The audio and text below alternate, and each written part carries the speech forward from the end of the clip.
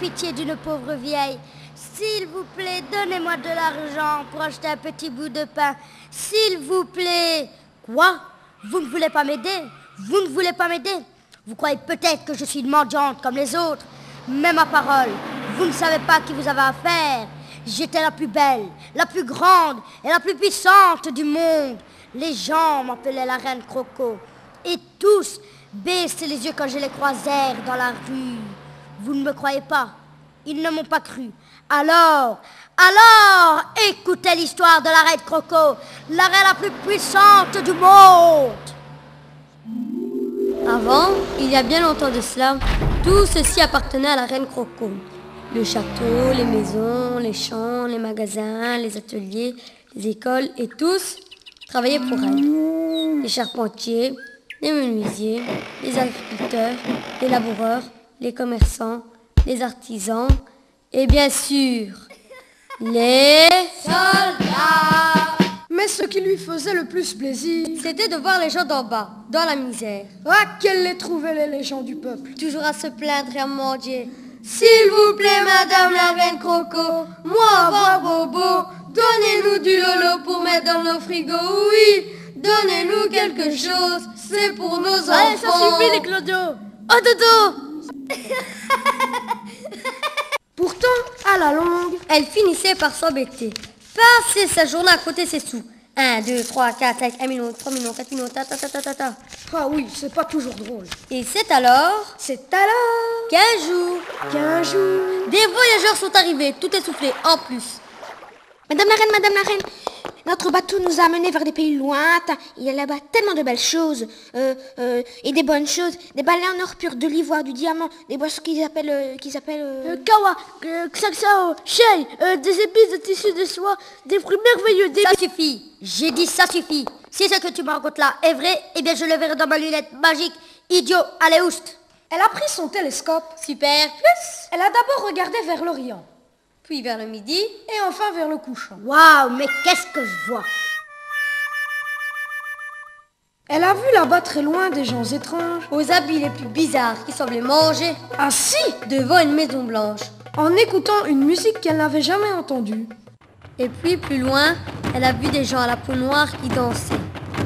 Et puis plus loin encore, elle a vu des hommes et des femmes à la peau cuivrée et aux longs cheveux noirs, qui étaient en train de chasser, pêcher et de cueillir des fruits. Faites-moi trahir tous ces barbares, qu'ils se mettent à creuser le sol pour chercher l'or et le diamant, au lieu de passer leur temps à danser, qu'ils se mettent à cultiver la terre pour que je puisse vendre ce fameux kawa et ce cacao. Allez, au boulot, bande de fainéants! Les soldats sont partis par milliers. Il y eut de grandes bagarres et beaucoup de morts. Parce que personne ne se laissait faire. Mais les soldats de Super Crocoland étaient les plus forts. Avec leurs armes à feu et leurs canons à feu, ils ont tout saccagé.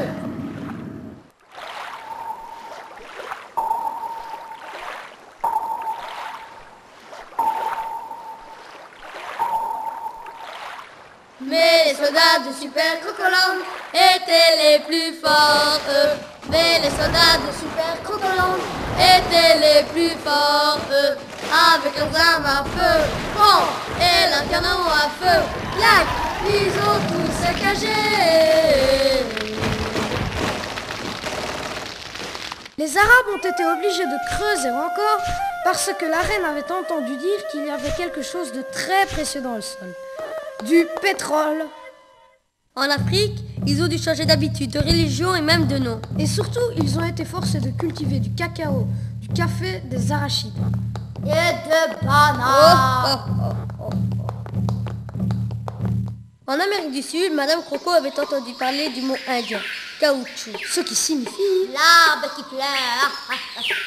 Et elle pensait qu'il pouvait leur apporter beaucoup d'argent. Alors, ces soldats ont obligé les Indiens à travailler dans des plantations d'arbres qui pleurent pour fabriquer du caoutchouc. C'était un travail très très pénible. Depuis, il n'y a pas que les arbres qui pleurent. La reine Croco devenait de plus en plus riche et de plus en plus puissante, tandis que les peuples d'Afrique, d'Asie et d'Amérique devenaient de plus en plus pauvres. Et en souvenir de l'ancienne Afrique, La reine Croco a fait construire des usines à fric. Ils transforment tout en fric, fric, fric, fric, fric, fric. Oh, c'est fini l'Afrique. Elle tombe comme une brique. Tout est magnifique. Son usine Afrique, il vaut 50 milliards de briques. Quelle Chine pour notre bourrique. Oh pardon, notre reine Afrique. Pétrole donne fric, cacao donne fric, caoutchouc donne fric, donne fric, donne fric. C'est son usine Afrique. C'est son usine Afrique. C'est son usine Afrique. Les travailleurs de l'usine Afrique travaillaient pour enrichir la reine Croco. Mais elle n'était jamais contente. Alors, Elle a décidé de construire la plus haute tour du monde.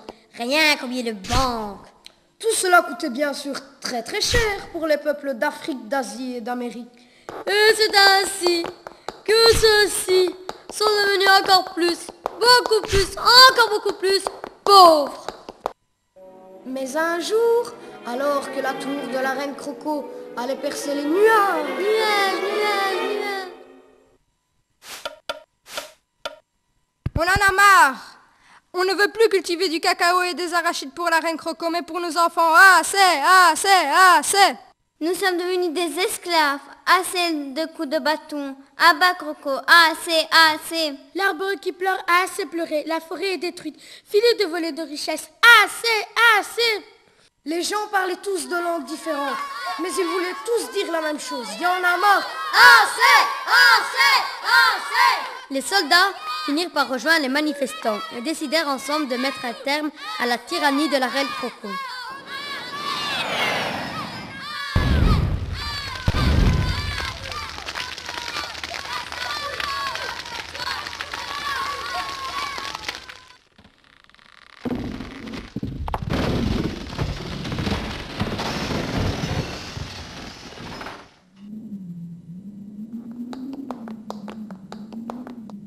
Ça suffit, Croco, tu n'es plus rien. Ouais, fini le boulot. Plus de coups de bâton. Plus de fric, plus rien. Mais, je suis la reine, voyons. Ayez pitié d'une pauvre vieille. S'il vous plaît, donnez-moi de l'argent. Elle n'aimait pas les gens. Elle avait beaucoup d'argent. Si vous croyez pas, elle aimait pas ça. Si, elle était la plus belle. Non, pas la plus belle. Si vous croyez pas, elle aimait pas ça. Elle n'aimait pas les gens. Elle avait beaucoup d'argent. Si vous croyez pas, elle aimait pas ça. Si, elle était la plus belle. Non, pas la plus belle. Si vous croyez pas, elle aimait pas ça.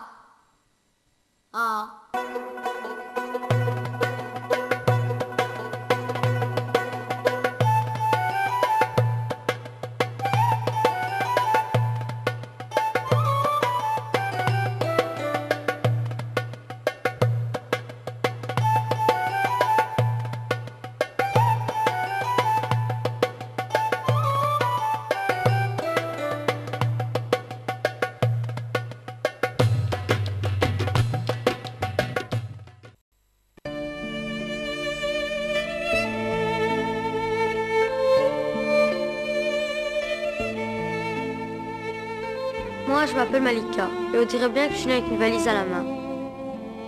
Quand j'étais toute petite, j'habitais avec mon père et ma mère dans une grande tente blanche. Et autour de nous, il y avait des centaines de tentes, tout à fait les mêmes. À part les tentes, je ne me souviens plus de rien, sauf le départ. J'avais à peine 5 ans. Mon petit frère Ghazal venait de naître et mon père m'a dit كاين قراب بنتي الحياة في الصحراء راه ماشي مزيانة غادي نمشوا اجي. Alors, on a commencé un long voyage à travers le désert. On est arrivé dans une petite ville avec de vraies maisons. Mais les belles maisons, c'était pas pour nous d'ailleurs. Derrière la ville, il y avait une grande tour qui crachait de la poussière. Et tout autour, il y avait plein de petites cabanes grises. C'est pourtant là que j'ai passé mes plus belles années. Mon père avait trouvé du travail dans la mine de cuivre. Je restais avec ma mère. Elle m'apprenait à faire des gâteaux aux dattes. J'apprenais à mon petit frère à chanter. On avait beaucoup d'amis dans la cité. Puis un soir, mon père est revenu du travail. Et je voyais bien que ça n'allait pas. Il se taisait, il ne voulait pas manger. Plus tard dans la nuit, il s'est disputé avec ma mère. Le patron avait décidé de renvoyer la moitié des mineurs. Les pays riches ne donnaient plus assez d'argent pour le cuivre que les mineurs retiraient du sol. Alors, les mineurs s'étaient mis en grève. Et mon père venait de perdre son travail, lui et tous les autres qui ne se laissaient pas faire. Nous avons roulé une journée entière, jusqu'à la grande ville. Je n'avais jamais vu une chose aussi belle. Mais mon père m'a dit... اجي يا بنتي ما كاين والو هنايا اجي غادي نمشيو اجي. Mon père a fini par trouver du travail dans un restaurant. Souvent j'allais avec lui. Je devais faire la vaisselle dans une cuisine puante. Un jour, des gens de la ville sont venus coller des affiches à l'entrée de la cité. Il est écrit qu'on doit tous partir. Il paraît que la ville voulait construire un village de vacances pour touristes. Tout le monde était furieux, mais rien n'y a fait. Une nuit, alors que je revenais du restaurant avec mon père, j'ai vu l'enfer. Des tas de gens criaient, mais la police a embarré l'entrée du bidonville. Derrière, il n'y avait plus rien que des ruines. J'ai crié après ma mère et mon petit frère Gazan. Pendant des semaines, on les a cherchés, mais personne ne savait rien. Alors un jour, mon père m'a amené au port.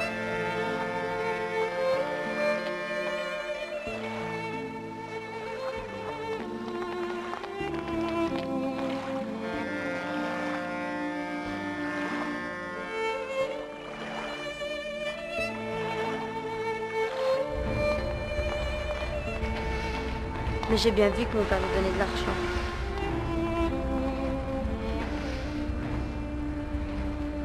Il faisait tout noir. Nous avons entendu des heures dans une chaleur étouffante.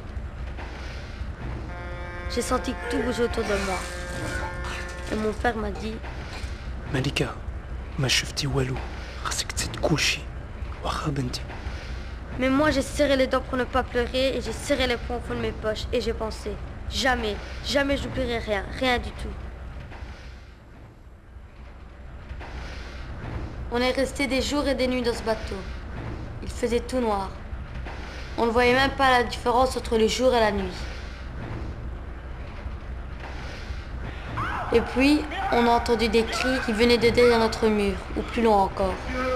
Ils appelaient comme au secours, mais on ne pouvait pas les voir.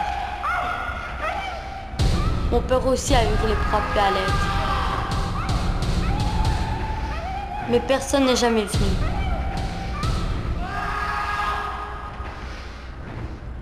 Après 6 jours, les bruits se sont arrêtés.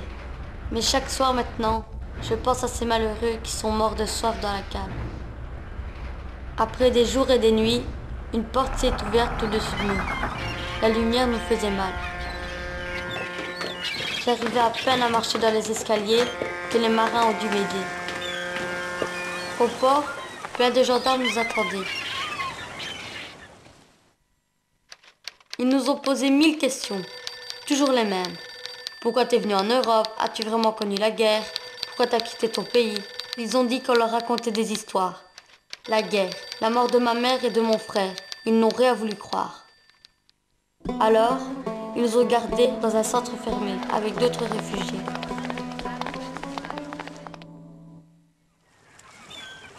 Après 3 semaines,